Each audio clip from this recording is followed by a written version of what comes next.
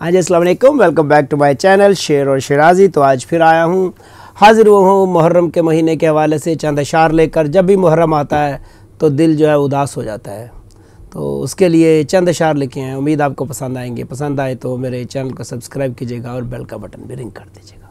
तो देखिएगा कि खंजर हुसैन दस्ते अदू माह मुहर्रम, खंजर हुसैन दस्ते अदू माह मुहर्रम, आती है बेवफाई की बू माह मुहर्रम, आती है बेवफाई की बू माह मुहर्रम। और शेर देखिए कि आते हैं याद इसको वो जलते हुए खैमे, आते हैं याद इसको वो जलते हुए खैमे, रोता है शहीदों का लहू माह मुहर्रम, रोता है शहीदों का लहू माह मुहर्रम। और देखा है तेरी आँख ने उस शेर का जज्बा, देखा है तेरी आँख ने उस शेर का जज्बा, शब्बीर की पहचान है तू माह मुहर्रम, और शब्बीर की पहचान है तू माह मुहर्रम। और शेर देखिए कि रखता है हरे चश्मे मोहम्मद के सारे ज़ख्म, रखता है हरे चश्मे मोहम्मद के सारे ज़ख्म,